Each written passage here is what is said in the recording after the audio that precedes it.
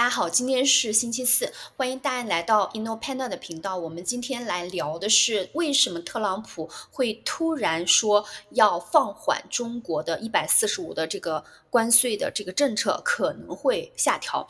这个事情呢是源自前几天呢，特朗普在自己的社交媒体上面对美联储主席鲍威尔呢破口大骂，说鲍威尔是条狗。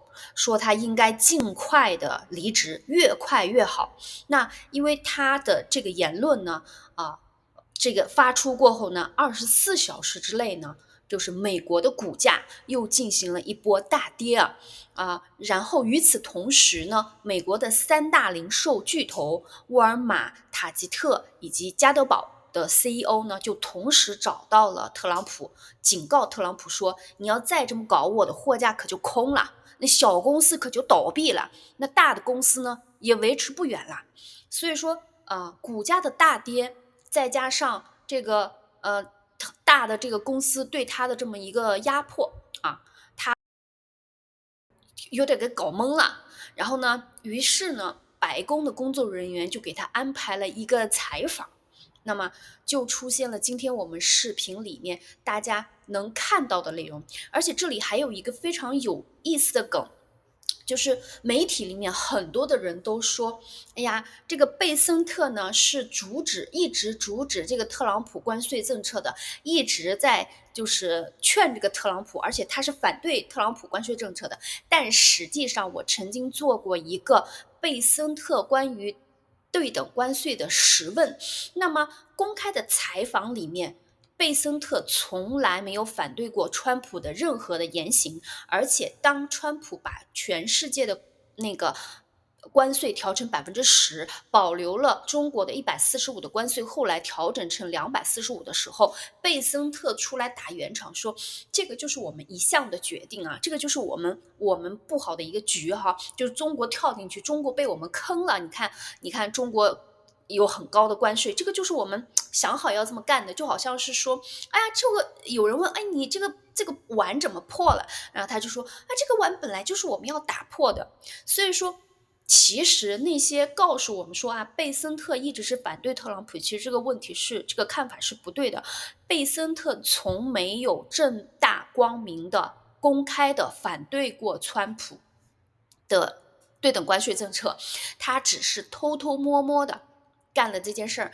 比如说他在跟那些投资人开闭门会议的时候，悄悄的说，其实特朗普这个跟中国打这个贸易战，我跟你讲是打不长的，就是东西不能长久下去，搞不下去的。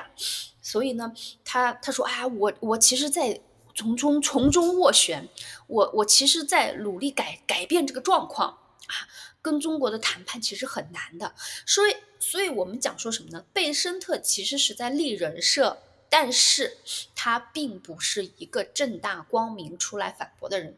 如果真的正大光明反驳，那个特朗普可能骂狗的这个人，那就不是骂鲍威尔，是骂贝森特了，好吧？今天我们继续来看一下这档节目的一些英文内容。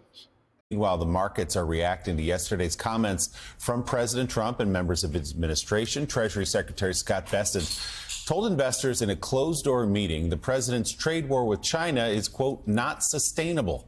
According to a person in the room, Bessent said he expects there will be a de-escalation in the very near future, but acknowledged negotiating with China is likely to be a slog. Later in the day, White House Press Secretary Caroline Leavitt echoed the Treasury Secretary's optimism, adding the administration was setting the stage for a deal, although neither official suggested those negotiations actually have even begun. President Trump was asked about trade talks yesterday at the White House. I'm not going to say, I'm going to play hardball with China. I'm going to play hardball with you, President. No. We're going to be very nice. They're going to be very nice. And we'll see what happens. But ultimately, they have to make a deal. 145% is very high, and it won't be that high. It's not going to be that high. It'll come down substantially, but it won't be zero. It used to be zero. We were just destroyed. China was taking us for a ride, and just not going to have. It's not going to happen. We're going to be very good to China. The president also walked back his attacks in part on Jerome Powell, the Fed chair, days after posting online Powell's termination can't come soon enough, in the words of the president there. Yesterday, Trump said he never was actually going to fire Powell. None whatsoever. Never did. The press runs away with things. No, I have no intention of firing him. I would like to see him be a little more active in terms of his idea to lower interest rates. This is a perfect time to lower interest rates. If he doesn't, is it the end? No, it's not. But it would be good timing. It could have taken place earlier. But no, I have no intention to fire him. So, meanwhile, the White House says more than a dozen countries have brought the administration written trade proposals, and several foreign leaders are setting meetings this week to discuss potential deals. Spoke to our entire trade team this morning. There is a lot of progress being made. We now have 18 proposals on paper that have been brought to the trade team. Again, these are proposals on paper that countries have proposed to the Trump administration and to our government. You have Secretary Bessent, Secretary Lutnick, Ambassador Greer, NEC Director Hassett, and Peter Navarro, the entire trade team, meeting with 34 countries this week alone. We're doing very well in respect to a potential trade deal with China. As I mentioned, there have now been 18 proposals in more than 100 countries around the world who are wanting to make a deal with the United States of America. And the president and the administration are setting the stage for a deal with China. So while questions still remain on negotiations with China, the White House is reportedly close to general trade agreements with Japan and India. The details of the trade deals are still being worked out. According to Politico, the agreements are closer to memorandums of understanding or a broad architecture for future deals. Jim Vandehei, you guys are writing about what's happening behind the scenes and what sort of led to this moment here, saying that President Trump got a scare from CEOs and the markets on Monday. What has led to what we're seeing today? Yeah, I think the important takeaway would be in the last 24 hours, I'd say for the first time, we feel like in talking to White House officials, they're starting to make progress in persuading Trump that what he did early on was too dangerous and is really having ramifications that go beyond what he was seeing in his line of sight. Very important meeting yesterday in the White House. You had the CEOs of Walmart, Target, Home Depot with the president, warning him very bluntly, saying, listen, like, you're going to have price increases soon. You're going to have empty shelves in a lot of our stores. Like in 2 weeks. Like in 2 weeks. And you're going to have smaller companies going under because they're so reliant on trade, and that hasn't showed up yet at the stores, but it will soon.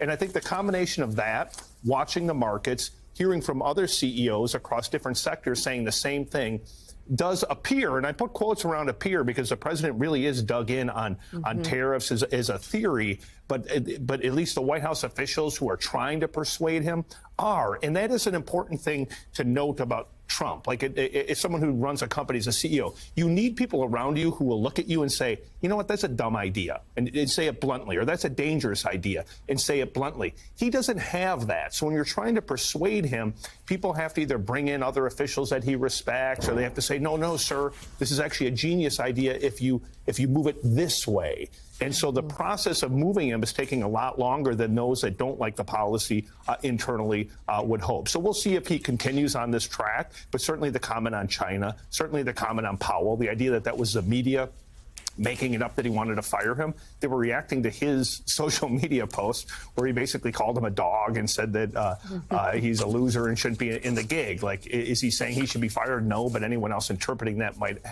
be fair to interpret it as that way. Well, yeah, I mean, Trump said, quote, on Friday in a Truth Social post, Powell's termination cannot come soon enough. That's pretty explicit. He also called him a loser a couple of days ago.